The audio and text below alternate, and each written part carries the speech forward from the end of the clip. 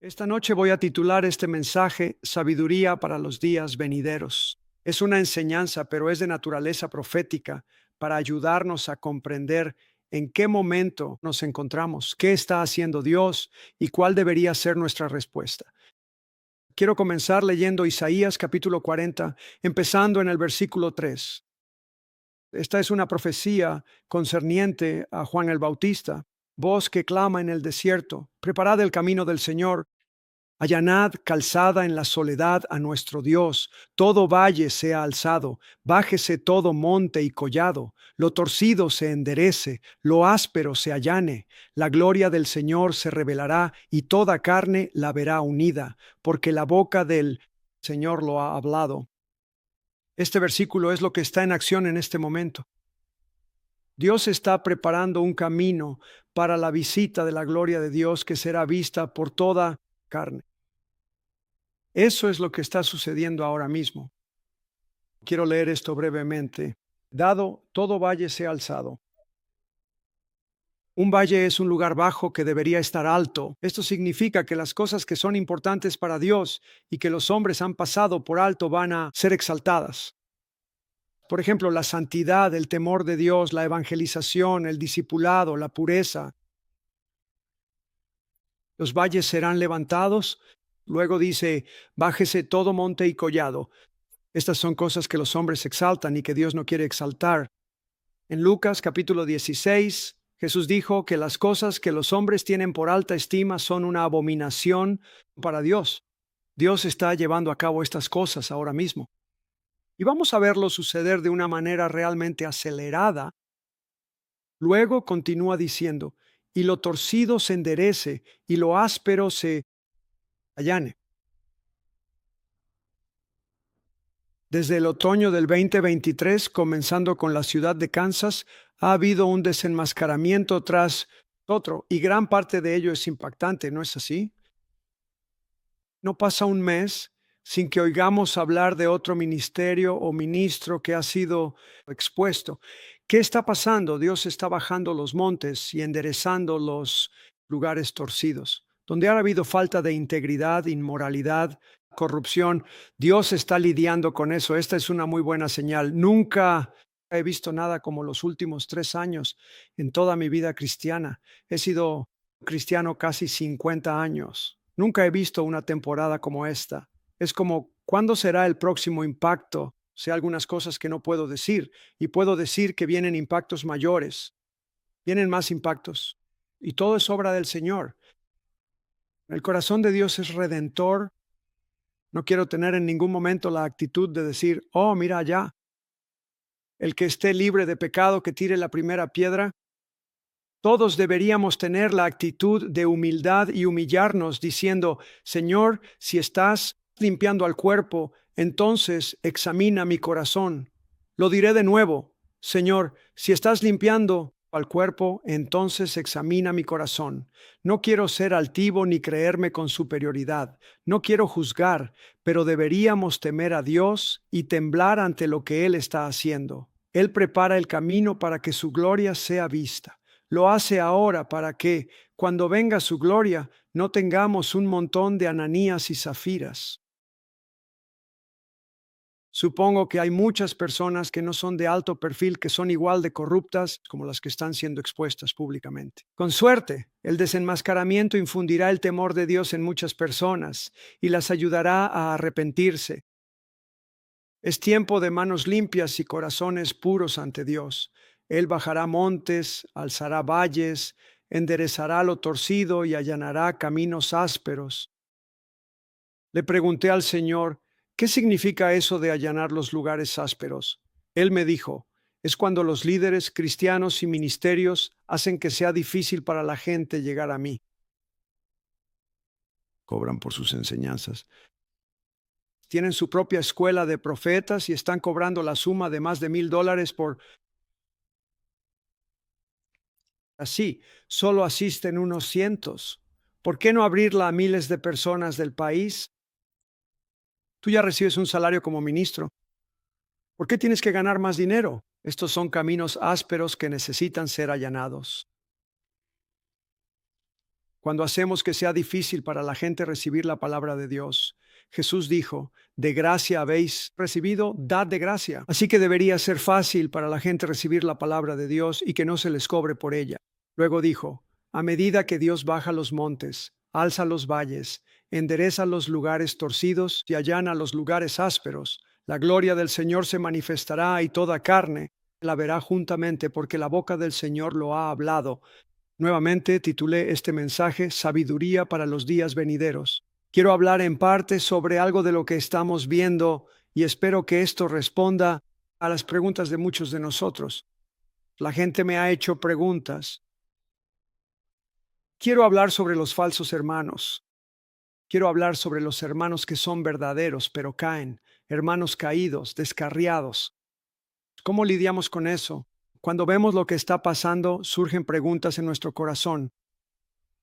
¿Fue esa persona realmente buena alguna vez? Ahora están mal. ¿Qué está pasando? ¿Cómo pudo ser esto? ¿Cómo pudo alguien que tenía un ministerio hacer eso? Quiero que miremos lo que dice la Escritura. Quiero que miremos esto no desde una postura de, oh, yo soy mejor que ellos, sino desde un temor y temblor. Dices, Señor, sin la gracia de Dios, allí estaría yo.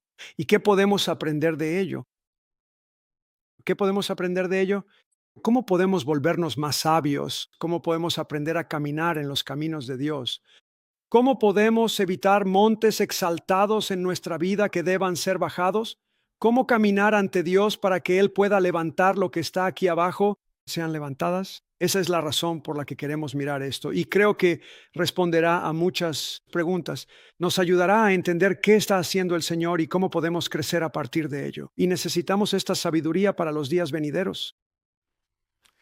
Cuando venga el fuego del Espíritu Santo, cuando Dios se esté moviendo, el enemigo no se quedará callado.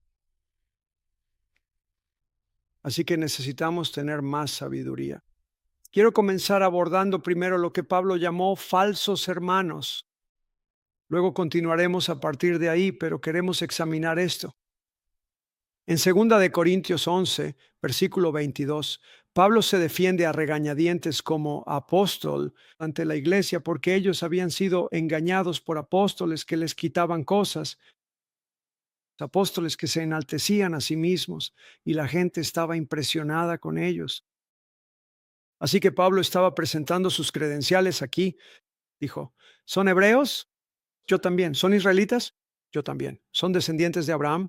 Yo también. ¿Son ministros de Cristo? Ahora dijo, hablo como loco, pero yo más, en trabajos más abundante, en azotes sin número, en cárceles más frecuentemente, en peligros de muerte muchas veces. De los judíos 5 veces he recibido 40 azotes menos uno. 3 veces he sido azotado con varas. Una vez fui apedreado. 3 veces he padecido naufragios. Una noche y un día he estado como náufrago en alta mar. En caminos muchas veces, en peligros de ríos, de ladrones, de los de mi nación, peligros de los gentiles, peligros en la ciudad, peligros en el desierto. Desierto, peligros en el mar, peligros entre falsos hermanos. Seguiré leyendo. En trabajo y fatiga, en muchos desvelos, en hambre y sed, muchos ayunos, frío y desnudez. Aparte de esto, lo que me agobia cada día, mi afán por todas las iglesias. ¿Quién enferma y yo no? ¿Quién tropieza y yo no me indigno? ¿Cuántos quieren ser apóstoles? ¿Verdad? Significa la vida crucificada. Significa Romanos 12, convertirse en un sacrificio vivo. Esto es lo que quiero que analicemos. Él dijo que hubo peligros con los que lidió entre falsos hermanos. Estaba reflexionando en esto. Si un falso hermano fuera tan fácil de detectar, no sería tan peligroso. Parte del peligro de un falso hermano es que los falsos hermanos pueden ser muy manipuladores. Son de habla elocuente, son intencionalmente engañosos. Debido a que somos cristianos, no practicamos el ser intencionalmente engañosos. No practicamos el intentar manipular y usar a las personas. Por lo tanto, nos pueden agarrar con la guardia abajo cuando entra un falso hermano. Lo hemos visto suceder aquí. Entran y hablan con elocuencia, pero tienen una agenda egoísta. Buscan algo. Por eso Pablo dijo que tuvo que lidiar con esto. Hay peligros con los falsos hermanos. Pueden causar daño a la iglesia, pueden introducir falsas doctrinas, pueden sembrar división. Un tipo de falso hermano se encuentra en Gálatas capítulo 2. Es un farsante. En el verso 3, Pablo dice, pero ni aun Tito, que estaba conmigo, fue forzado a circuncidarse, aunque era griego, y esto por los falsos hermanos infiltrados, que espiaban nuestra libertad en Cristo Jesús para esclavizarnos, a los cuales ni por un momento accedimos a someternos, para que la verdad del Evangelio permaneciese con vosotros. Aquí Pablo está dando un ejemplo de los judaizantes. Estos eran falsos hermanos, no eran cristianos, pero fingían serlo para poder entrar entre los cristianos y volver a llevarlos a la esclavitud de la ley. Hay personas así hoy en día que incluso pueden haber nacido de nuevo, pero ellos mismos están en esclavitud bajo el legalismo. Así que intentarán llevar a otras personas a esa misma esclavitud en la que ellos están. Esto fue algo sobre lo que Pablo advirtió. Era un peligro. Así que hay falsos hermanos, hay personas que no son cristianas, pero fingen serlo. Hay otra categoría, lo mismo que los falsos hermanos, pero en Hechos 20 Pablo los llama lobos rapaces. En Hechos 20, versículos 29 y 30, Pablo dijo, después de mi partida, le está hablando a los ancianos de la iglesia de Éfeso. Por cierto, Éfeso era una ciudad, había una iglesia por ciudad. Así que los ancianos estaban a cargo de las iglesias en las casas de la ciudad. Pablo se reunió con los líderes de la iglesia de Éfeso, los estaba exhortando y dijo, después de mi partida entrarán en medio de vosotros lobos rapaces, y de vosotros mismos se levantarán varones que hablen cosas perversas para atraer discípulos. Pablo define así a los falsos hermanos, alguien que finge ser cristiano pero tiene agenda oculta. Dijo que son lobos rapaces, ellos entrarán. ¿Qué hace un lobo? Un cristiano descarriado, lejos de Dios, con el corazón corrompido por ambiciones y agendas egoístas. ¿Cómo reconocemos a un lobo? Pablo dijo, hablarán cosas para arrastrar a la gente tras sí. Intentarán dividir iglesias, intentarán crear facciones, intentarán decir, yo soy el líder, tengo la revelación, tengo la unción, yo la tengo, síganme a mí. Pablo dijo que son lobos rapaces, así que tenemos que cuidarnos de ellos. Bien, apenas estamos calentando. ¿Siguen conmigo? Existe otro tipo de falso hermano.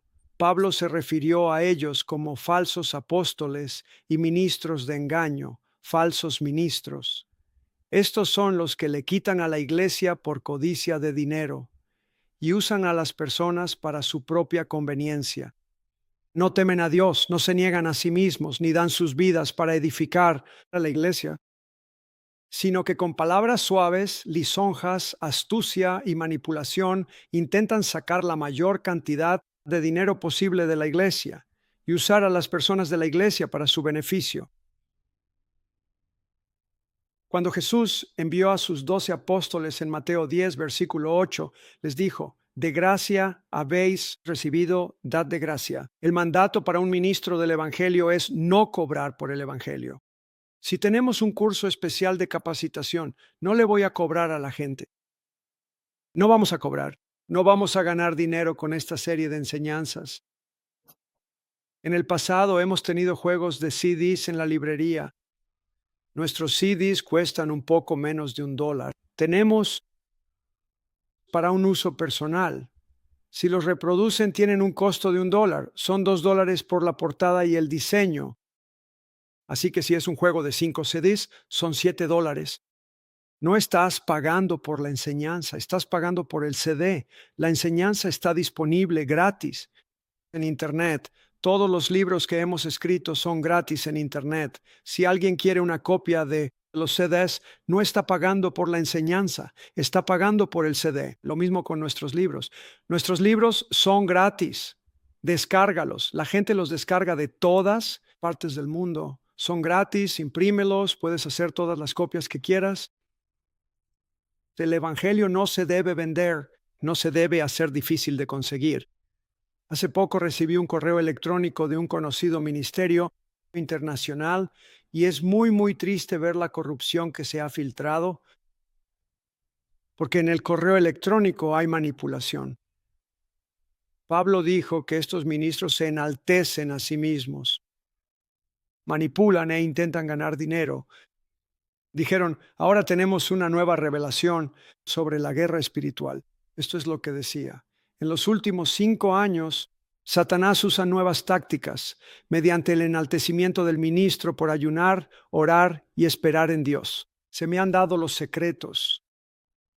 La manera antigua ya no te funciona para avanzar. Necesitas esta enseñanza. Estoy parafraseando, pero es muy cercano a lo que decía el texto. ¿Están listos para la buena noticia? Pueden obtener esta revelación que necesitan para su avance por $200. Paguen, hagan clic aquí y podrán obtener las enseñanzas. Esto es lo que dijo el apóstol Pablo. No somos como muchos que comercializan la palabra de Dios, que mercadean. Es una de las señales de corrupción. Cuando un ministro se ha enaltecido a sí mismo, oh, recibí esto por la oración y el ayuno, y Dios me dio este secreto, tú lo necesitas, te lo voy a vender. Eso es muy, muy corrupto. Estas son cosas que Dios quiere quitar del camino y Él las está quitando del camino. ¿De acuerdo? Ahora presten atención. Esto es lo que dice sobre otro tipo de falsos hermanos. En segunda de Pedro, capítulo 2, Pedro hace referencia en su época a los falsos ministros y los compara con Balaam, el profeta corrupto. Segunda de Pedro 2:15 dice, han dejado el camino recto y se han extraviado siguiendo el camino de Balaam, hijo de Beor, el cual amó el premio de la maldad. Esto es interesante. Analizaremos a Balaam por un momento. Pueden leer sobre él en Números capítulos 22, 23 y 24.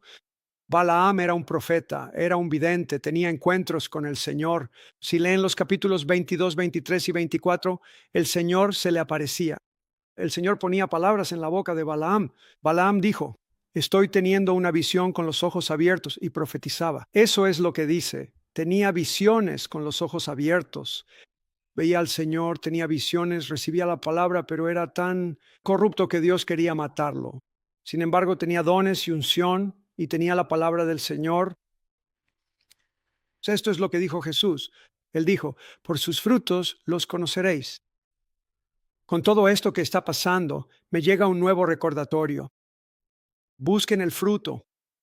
Busquen el carácter piadoso. No ignoren las señales. ¿De acuerdo? Miremos a Balaam. A Balaam se le ve por primera vez en Números capítulo 22. Está en el contexto del viaje de los israelitas por los campos de Moab.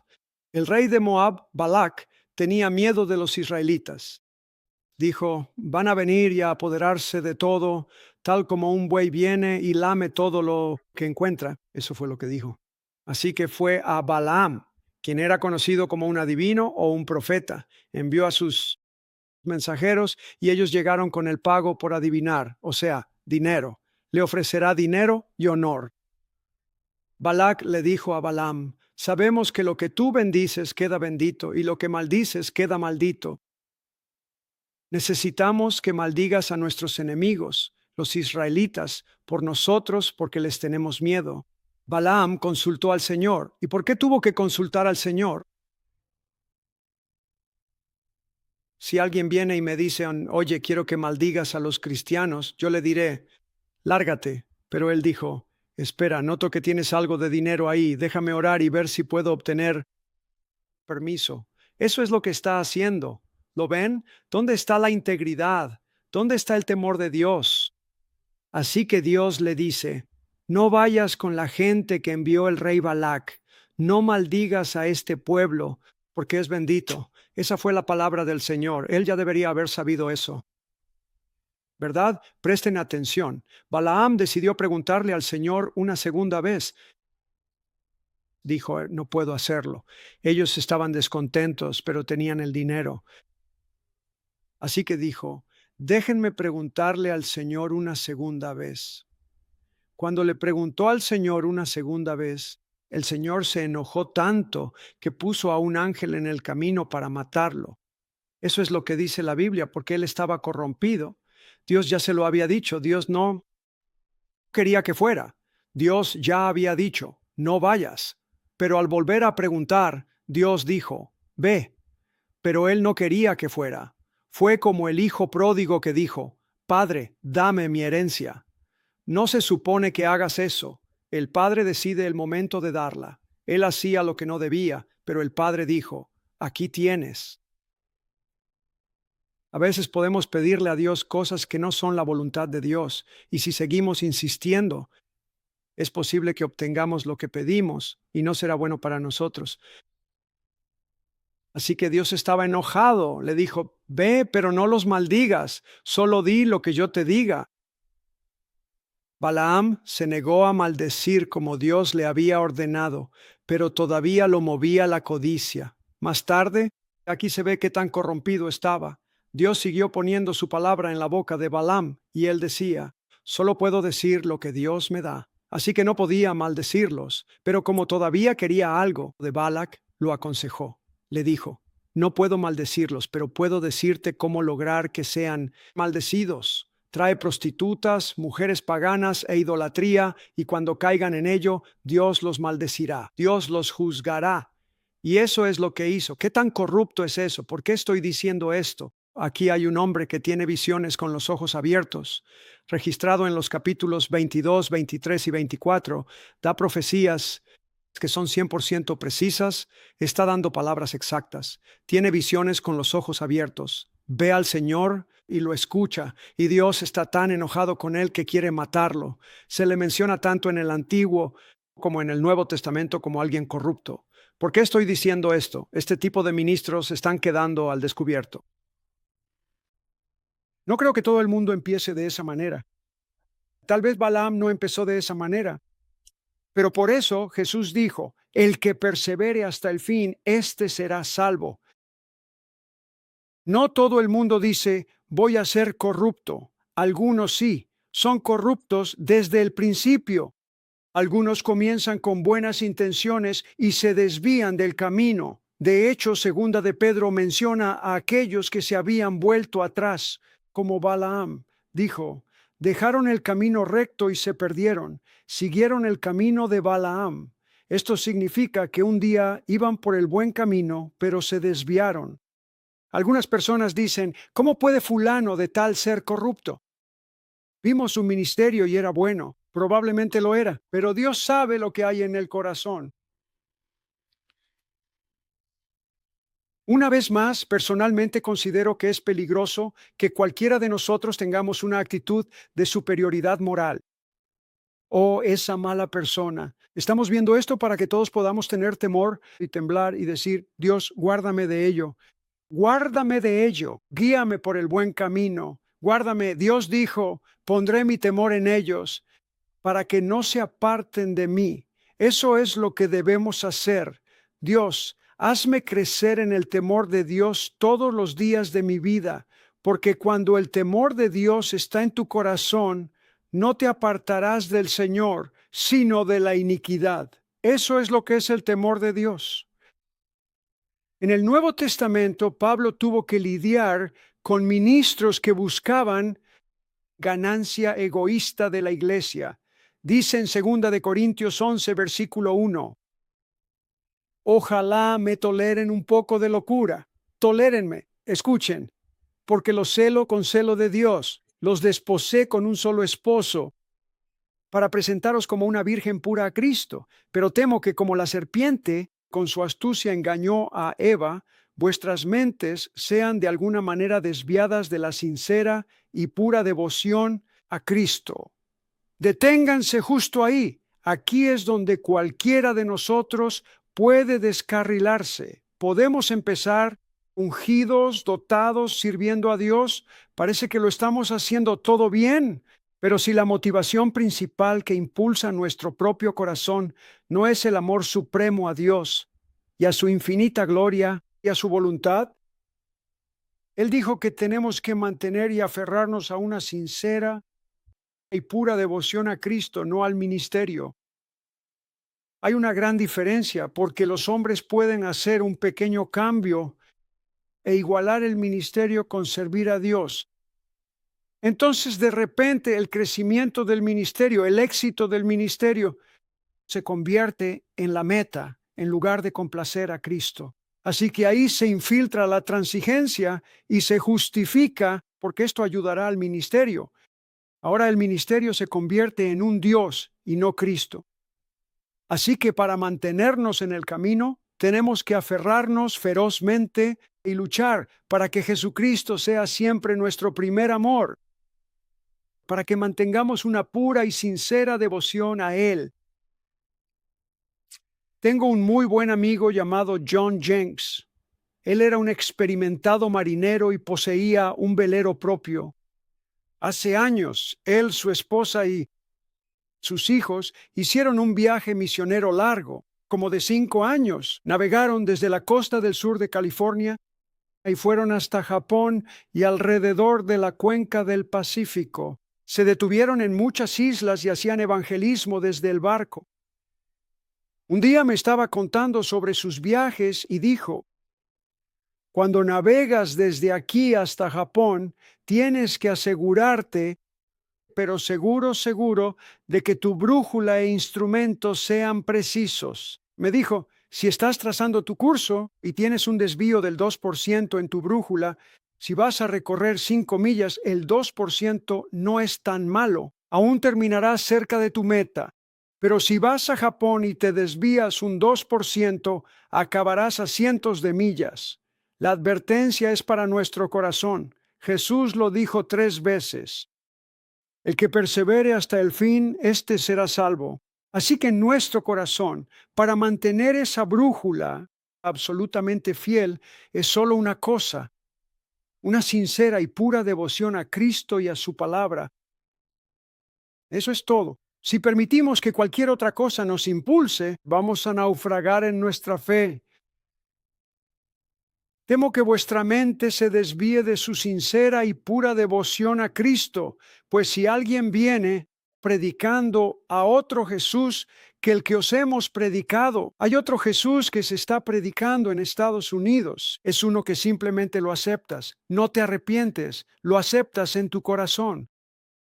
No te arrepientes, haces una oración y lo aceptas. No hay una salvación real, es otro Jesús, es otro evangelio. O si recibís otro espíritu al ya recibido evangelio ya aceptado, lo toleran.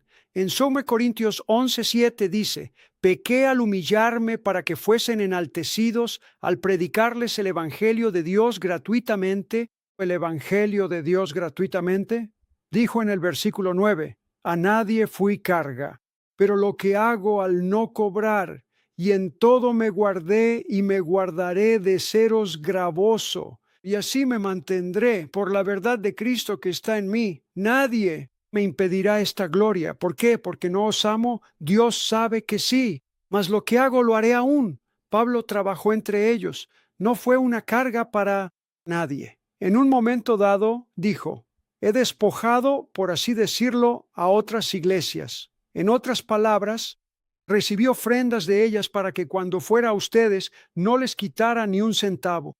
Y dijo: ¿por qué hice eso? Porque tienen a otras personas viniendo a quitarles el dinero. Dice: mas lo que hago lo haré aún para quitar la ocasión a aquellos que la desean, a fin de que en aquello en que se glorían sean hallados semejantes a nosotros. En otras palabras, estos falsos ministros no pueden hacerlo sin dinero. Dijo: por lo tanto, yo lo voy a hacer gratis para que conozcáis la diferencia entre lo verdadero y lo falso. Pablo en su amonestación dice en el mismo capítulo que a los corintios les faltaba discernimiento y permitían que los falsos ministros abusaran de ellos. Dijo: pues toleráis si alguno os esclaviza, si alguno os devora, si alguno toma lo vuestro. Alguien me compartió recientemente que fue a una reunión de un ministro conocido internacionalmente. No diré su nombre. Él estaba enseñando que podían recibir una bendición muy especial del Señor. Pero para obtener la bendición tenías que dar una ofrenda de $300. Esta persona dijo: realmente necesitaba esa bendición, la necesitaba. Me sentía mal, como, debería dar este dinero, pero necesitaba esa bendición. Terminaron dando el dinero. ¿No es eso horrible? Eso es perverso. Escucha, yo sí sé esto. No conozco a ese ministro personalmente, pero tenía una unción real. Mira, ahí es donde la gente se confunde. Dicen, ¿cómo puede ser esto? ¿Cómo comparecerán ante Dios a rendir cuentas? ¿Cómo estarás ante el de ojos de fuego y pies de como bronce bruñido, cuya voz suena como el estruendo de muchas aguas, y rendir cuentas por engañar al pueblo de Dios por lucro personal en el nombre de Jesús? Por cierto, déjame decirte esto. En Lucas capítulo 16, Jesús dijo, el que no es fiel con las riquezas injustas, ¿quién nos confiará las riquezas verdaderas? La verdadera riqueza es lo que Dios nos da de su reino. Ser fiel con el dinero es una prueba que todo creyente debe pasar para caminar en la plenitud de las riquezas que Dios nos ofrece. Tenemos que aprender a ser fieles, no amando ni sirviendo al dinero, sino administrándolo. Muy bien, seguimos adelante. Muy bien, continuamos. Ya vamos a llegar a cosas más emocionantes. 2 Corintios 12:14. Por tercera vez estoy listo para ir a verlos. No seré una carga, pues no busco lo que es vuestro. Dijo, no busco lo vuestro, sino a vosotros, es decir, vuestro crecimiento en Cristo. Aquí hay una prueba entre un verdadero apóstol y uno falso, pues no deben atesorar los hijos para los padres, sino los padres para los hijos. Y con el mayor gusto gastaré lo mío, y así me gastaré por completo por vuestras almas. He ahí un verdadero ministro de Dios, dijo, los hijos no ahorran, se habla de ellos, no sé tú, yo sí. Tuvimos a alguien aquí mismo, no quiero decir nombres ni detalles, pero alguien de una red apostólica. Recuerdo que hace muchísimos años yo iba a las reuniones mensuales. Era una organización financiera, puede que haya sido más que eso, pero si ibas a formar parte de esa red para poder decir, formo parte de una red de iglesias, tenías que darles el diezmo del 10% de todos los ingresos de la iglesia, o al menos el 5% e intentar subir al 10%. No exigían exactamente el 10%, era una sugerencia, algo así.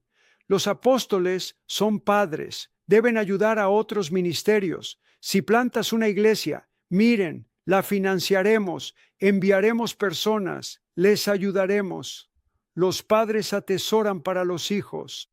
No dices, muy bien, hijos, acérquense, pueden ser parte de mi familia, páguenme cierta cantidad y soy el apóstol fulano de tal. Ese es el falso apostolado. Pablo dijo que el verdadero es, con gusto gastaré lo mío, y aun yo mismo me gastaré del todo por amor de vuestras propias almas. Vamos. Dijo en el versículo 19, todo lo hacemos para vuestra edificación, amados. Luego en 2 Corintios 2:17 Pablo dice, pues no somos como muchos que comercian con la palabra de Dios. No vendemos la palabra. No damos seminarios diciendo que la serie está en línea por $200. Supe que esta semana bajó a $100. Eso es corrupto. ¿Qué pasó? ¿Cómo ocurre esto? No tengo todas las respuestas, pero sé lo que el Espíritu Santo me está diciendo. Dios ya terminó con esto. Baja los montes, levanta los valles y endereza lo torcido, saca todo a la luz y hará llano el camino áspero. Dios dará su favor a quienes le temen, tiemblan ante su palabra, buscan darle gloria, se mantienen humildes y hacen su voluntad.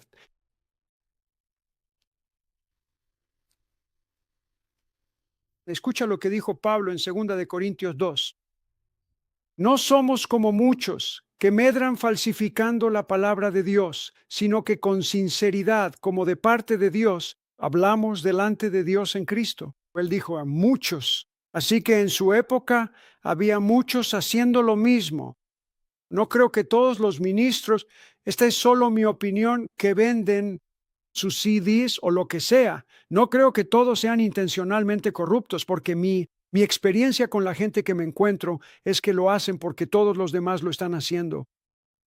Piensan, bueno, ellos lo hacen, lo hacen. ¿Acaso esto no es normal? No, la Biblia no dice eso. Un ministro vino aquí, un hombre de Dios muy amado.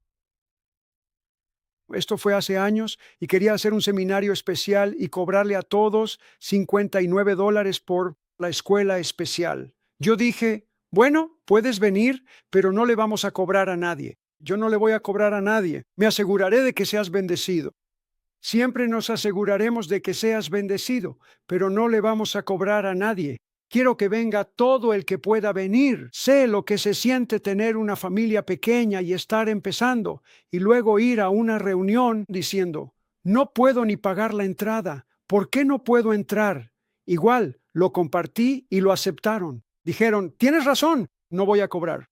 Está bien. Así que eso es bueno. En Lucas 16:14, Jesús dijo, si no somos fieles con las riquezas injustas, es decir, lo que es el dinero, ¿quién nos confiará las verdaderas riquezas?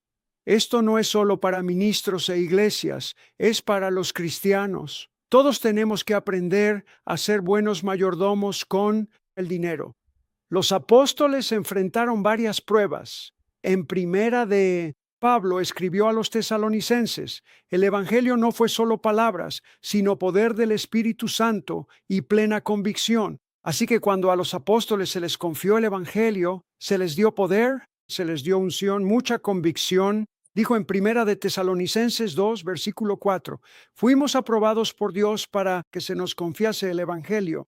Habla del Evangelio con poder. La palabra griega para aprobados es dokimazo, que significa ser probado y aprobado. Se traduce de ambas formas, significando ser inspeccionado, probado y aprobado. Así que está diciendo que hemos sido probados y aprobados por Dios para que se nos confíe el Evangelio. Observa, aquí escribió, así hablamos, no para agradar a los hombres, sino a Dios, que prueba nuestros corazones. Para ser aprobados por Dios, no debemos buscar agradar a los hombres. Segundo, porque nunca usamos palabras lisonjeras ni pretextos para lucrar. El pretexto es ponerse un motivo falso, un discurso o conversación falsa para sacar dinero a la gente. Vamos, observa esto. Ni buscamos gloria de los hombres. Deseábamos darles no solo el Evangelio de Dios y nuestras vidas, saben de nuestro esfuerzo. Día y noche trabajamos sin serles carga. Os predicamos el Evangelio. Lo hizo sin costo. Testigos son ustedes y Dios de los rectos e irreprensibles que fuimos con ustedes, los creyentes. Saben que como un padre animábamos y consolábamos a cada uno. ¿Cuál era la meta de su ministerio? ¿De qué estamos hablando? Hablamos de lo desenmascarado. Se exponen las cosas, pero ahora, ¿qué aprueba Dios? ¿Qué quiere Él? Está bajando los montes. ¿Qué es lo que Él quiere que se levante? ¿Cuáles son los valles? Aquí están las cosas que ellos eran. Fuimos santos, fuimos justos, fuimos irreprensibles. Os exhortábamos, consolábamos y pedíamos a cada uno como un padre a sus hijos. Su meta, que viváis con dignidad ante Dios, que os llamó a su reino y gloria. Su motivo era como un padre, enseñarles, entrenarles, exhortarles y motivarles hacia la gloria y el reino de Dios para que pudieran caminar en ello. En resumen, 1 Tesalonicenses 2 muestra esto: agradar a Dios y no al hombre, sin lisonjas, sin afán de lucro, ni buscar gloria humana, hombres amables entregando el Evangelio y dando sus vidas sin ser una carga para ellos. Evangelizan gratis, santos, justos e íntegros, sirvieron al pueblo, exhortando, consolando y guiando como un padre hacia el reino y la gloria, un ministerio real.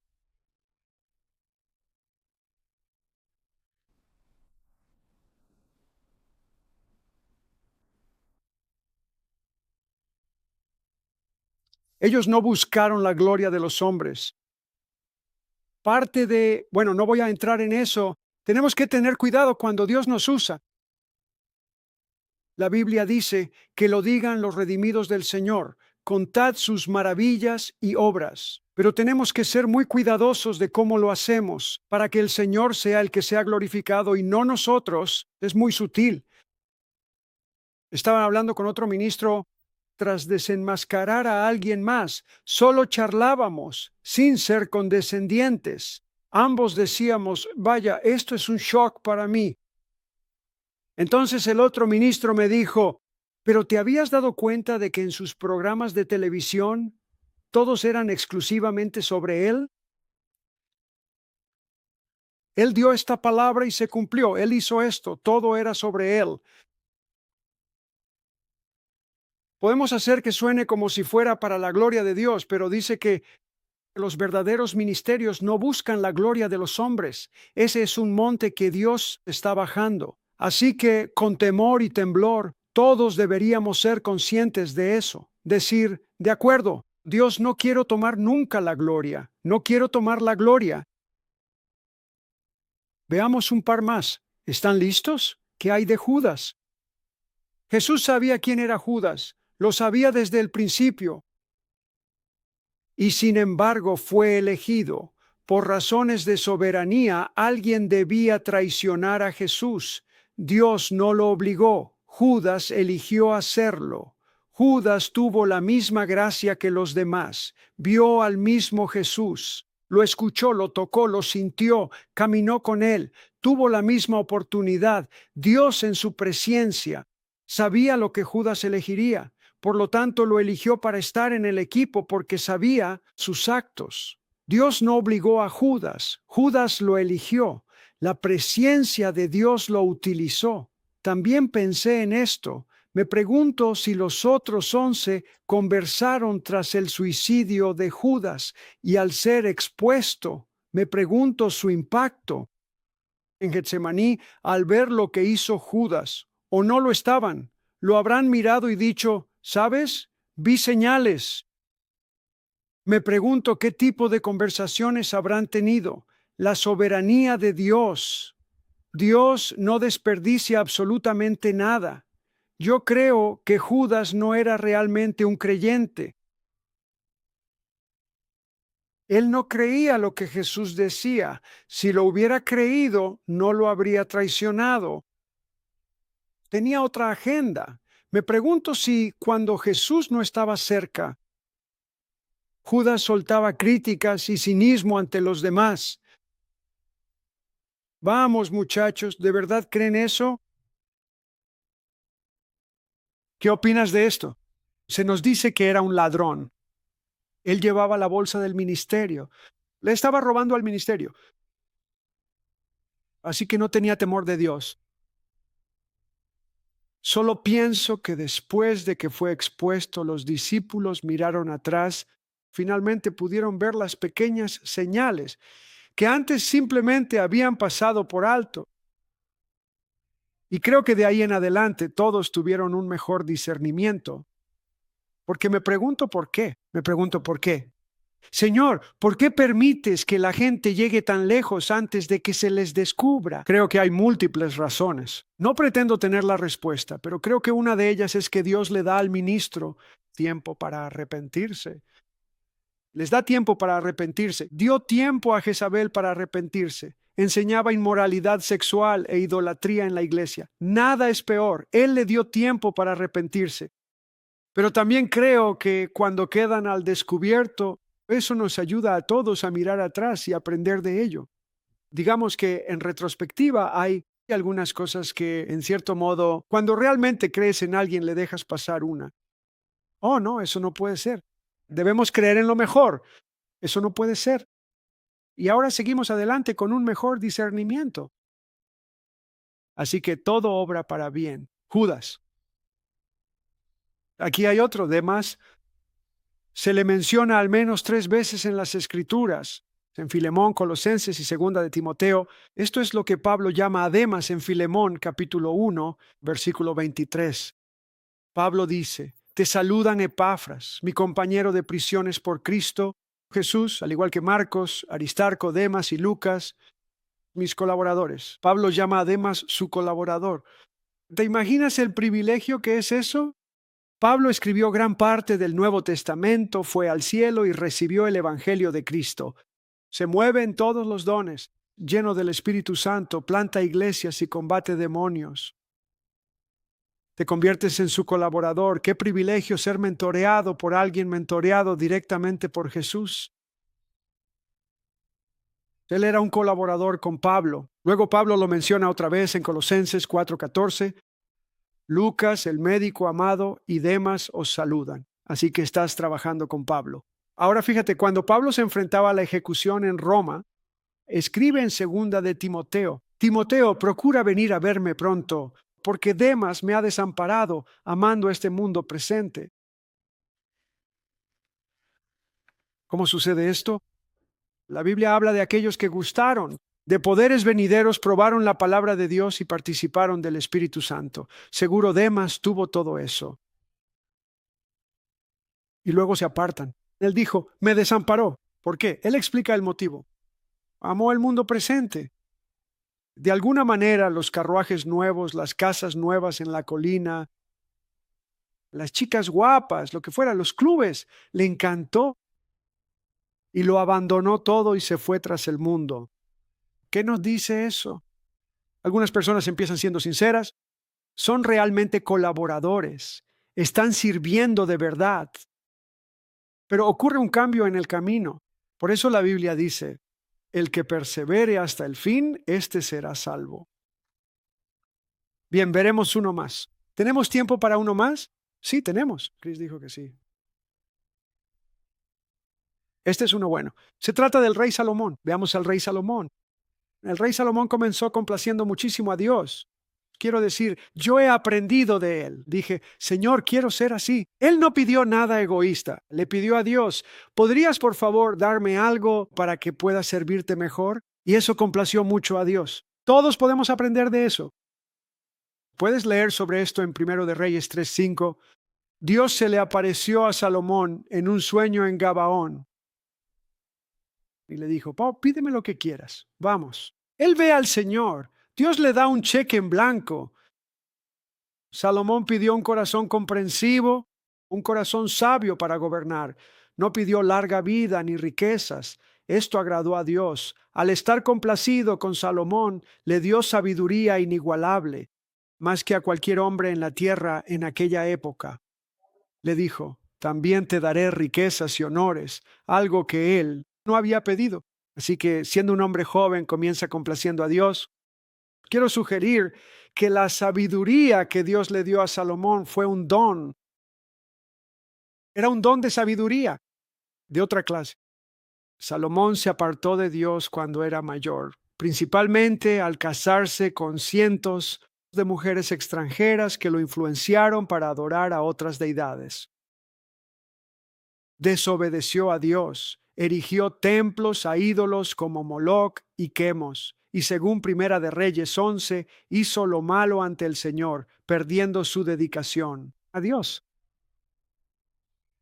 Esto es lo que dice, Salomón se casó con 700 princesas y 300 concubinas de naciones prohibidas por Dios, tales como Moab, Amón, Edom y Sidón. Estas esposas apartaron su corazón de la devoción exclusiva a Yahvé.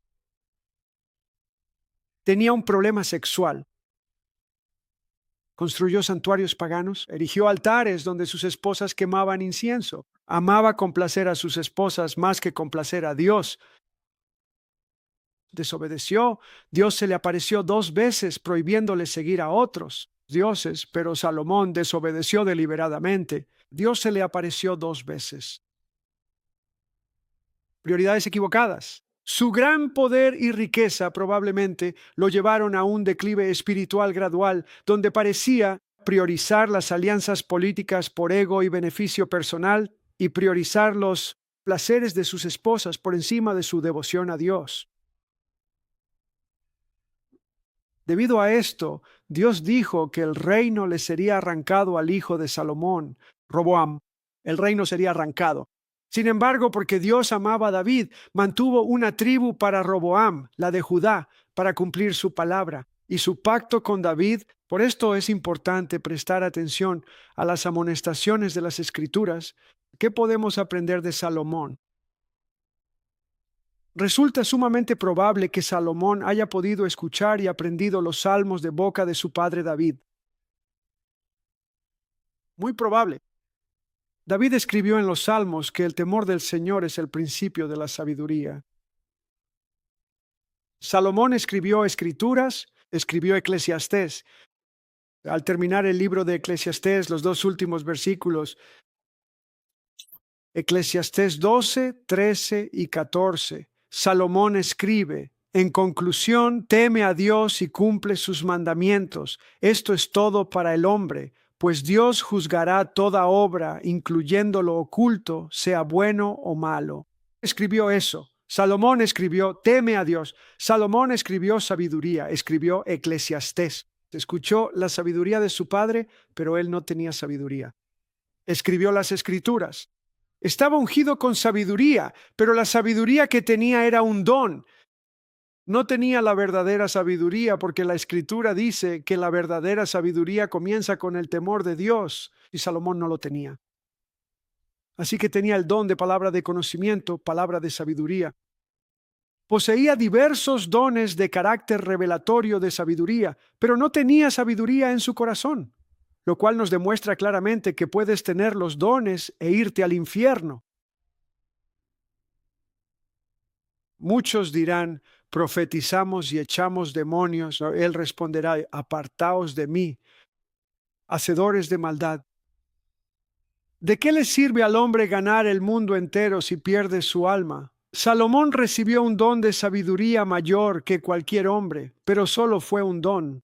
Lo llamaríamos palabra de sabiduría. La sabiduría empieza con el temor de Dios, y Salomón no lo tenía. ¿Y qué hay de sus profecías? Bueno, Eclesiastés sigue siendo cierto. Cuando la unción estaba sobre Salomón, las palabras que escribió siguen siendo verdad. Así es, todo lo que él escribió en Eclesiastés.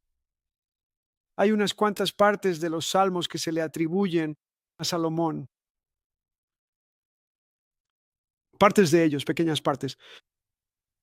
Así que Dios puede moverse a través de una persona como Balaam y dar profecías exactas, pero ser tan corrupto que Dios quiere matarlo.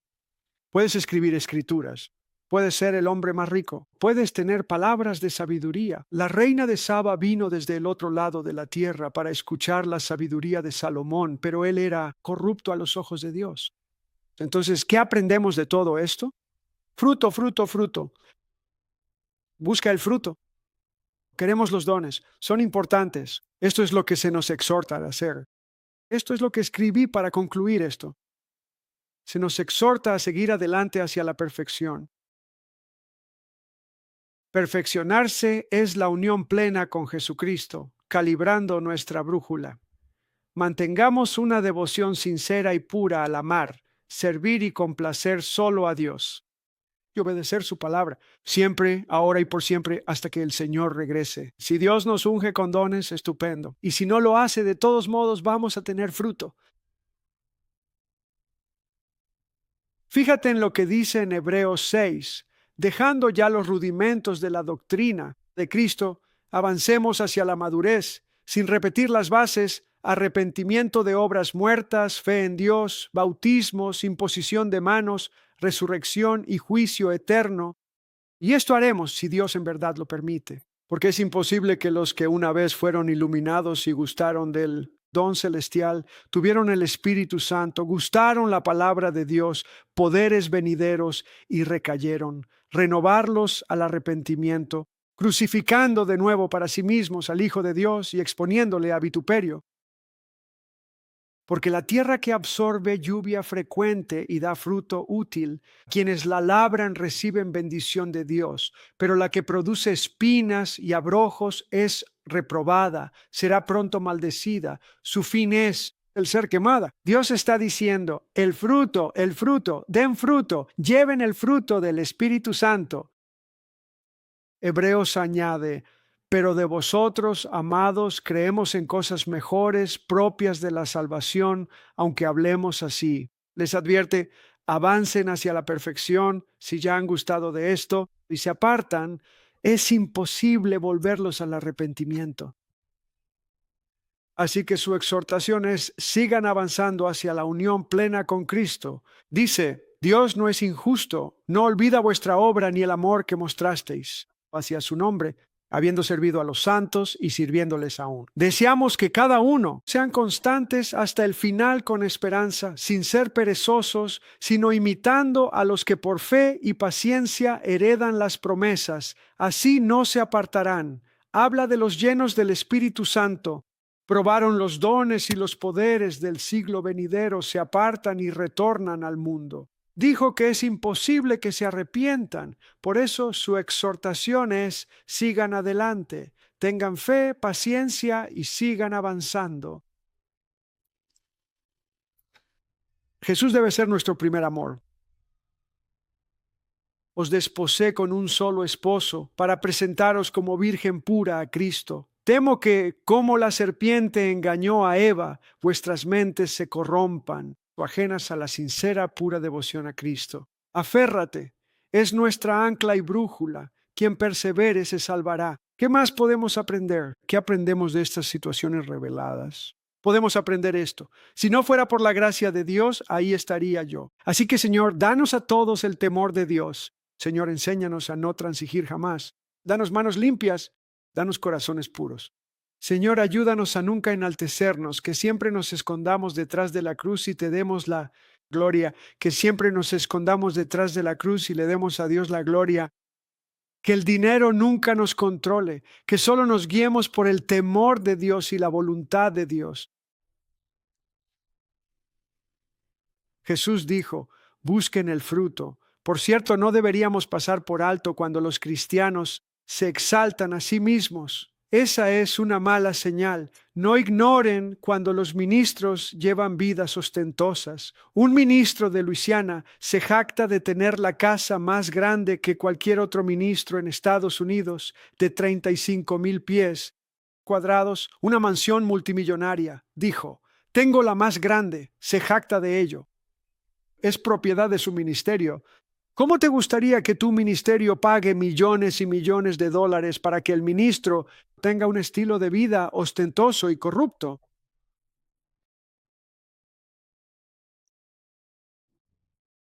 No pasen eso por alto. No ignores cuando los ministros cobran por la enseñanza de la palabra de Dios. No lo pases por alto. En Mateo 7, Jesús advirtió: cuidado con los falsos profetas que vienen como ovejas, es decir, tienen un hablar y una apariencia de rectitud, pero por dentro son lobos rapaces que tienen hambre de dinero. Él dijo: por sus frutos los conoceréis. ¿Acaso se recogen uvas de los espinos o higos de los abrojos? Así, todo buen árbol da buenos frutos, pero el árbol malo da frutos malos. Todo árbol que no da buen fruto es cortado y echado en el fuego. Así que por sus frutos los conoceréis. Así que, Señor, ayúdanos a estar cultivando el fruto y buscando el fruto. Yo quiero los dones. Quiero que todos tengan los dones, pero quiero que estemos anclados en el fruto. Ya casi termino. Primera de Juan 3:7. Hijitos, que nadie os engañe. Quien hace justicia es justo, como Él es justo. El que practica el pecado es del diablo, porque el diablo peca desde el principio. Para esto apareció el Hijo de Dios, para destruir las obras del diablo. Eso es el pecado. Todo aquel que es nacido de Dios no practica el pecado, porque la simiente de Dios permanece en él y no puede pecar, porque es nacido de Dios. En esto se manifiestan los hijos de Dios y los hijos del diablo. Todo aquel que no practica la justicia y que no ama a su propio hermano no es de Dios. Cuando alguien es expuesto o juzgado, puede que veamos ocurrir lo de Ananías y Zafira. Espero que no. Pero mantente humilde, no señales con el dedo, teme a Dios y no seas altivo. Di: Señor, ayúdame a ser puro. Señor, ayúdame a ser puro. 1 Corintios 10:12. El que piensa estar firme, mire que no caiga. Mateo 7:2. Con el juicio con que juzgáis, seréis juzgados. y con la medida con que medís os será medido. Así que no seamos altivos diciendo, mira a quién descubrieron. Deberíamos temblar y decir, Señor, quiero estar limpio. Proverbios 24:17. No te regocijes cuando caiga tu enemigo, y no se alegre tu corazón cuando tropiece. No sea que el Señor lo vea y le desagrade, y aparte de sobre él su enojo. Si nos alegramos maliciosamente cuando alguien queda al descubierto o cae, nos ganamos el desagrado de Dios. El amor no goza la iniquidad, sino que llora por el pecado o la locura de su peor enemigo.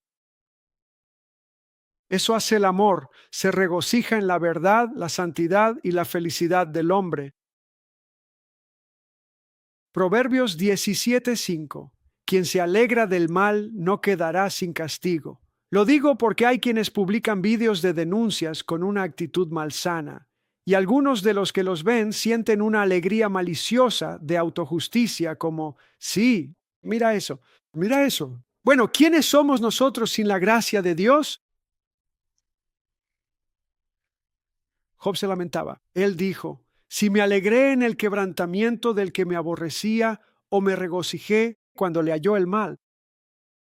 En otras palabras, está diciendo, Señor, esta actitud está mal. Espero no haber hecho eso nunca. ¿Y qué hacer? En Mateo 5 Jesús dijo, ama al prójimo y odia al enemigo. Pero yo os digo, amad a vuestros enemigos, bendecid a los que os maldicen, haced bien a los que os aborrecen.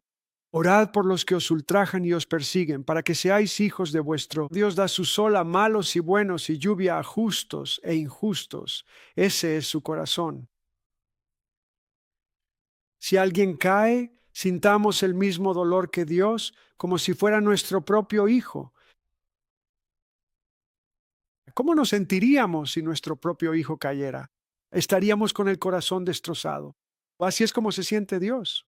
Si vamos a tener nuestro corazón en unión con Cristo, debemos amar la justicia y odiar el mal, pero debemos afligirnos por aquellos que caen. Debemos orar por ellos. Romanos 12:21 dice, no seas vencido de lo malo, sino vence con el bien el mal. La misma medida de misericordia que sembremos es la que recibiremos. Dios, en este tiempo de exposición, sé misericordioso incluso con quienes están siendo expuestos. Oro y pido por arrepentimiento y restauración, no al ministerio, sino a Cristo. Algunas personas no califican para el ministerio, pero busco su restauración en Cristo. Dios nos ayude. Ayúdanos a aprender de aquí en adelante. Yo he cometido este error. Creo que todos lo hemos hecho. Nos dejamos impresionar demasiado por las unciones y los dones y nos olvidamos de ser inspectores de frutos. Cuando soy un inspector de frutos, reviso mi propio corazón primero, pero esto es lo que Dios está haciendo ahora mismo. Lo digo con temor y temblor. Él está bajando los montes, está levantando los valles, está enderezando los caminos torcidos, está haciendo llanos los caminos ásperos, y muy pronto toda carne verá la gloria de Dios. Y cuando Él lo haga, que todos tengamos manos limpias y corazones puros. Señor, ayúdanos a todos, oremos. Señor, ayúdanos a todos. Señor, oro para que si hay algo en nosotros de prioridades equivocadas, ambición egoísta, orgullo, motivos incorrectos, autojustificación, regodearnos o señalar con el dedo, o ser condescendientes en nuestro corazón cuando alguien cae o es expuesto. Dios, perdónanos y límpianos. Queremos ser de manos limpias y corazón puro. Señor, sé quién soy y quiénes somos, lo que somos por la gracia de Dios. Lávanos nuevamente en tu preciosa sangre y oro, Dios, para que traigas un nuevo nivel de pureza a nuestra iglesia. Trae un nuevo nivel de santidad. Señor, trae un nuevo nivel de amor y bondad y de entrega de nuestras vidas. Señor, queremos ser edificados en esa calzada de santidad. Queremos ser edificados en esa calzada donde los montes son llevados abajo y los valles levantados. Lo torcido se endereza y lo áspero se allana para que la gloria de Dios pueda ser vista. Haz tu voluntad en nosotros, Señor. Padre, en el nombre de Jesús todos decimos amén.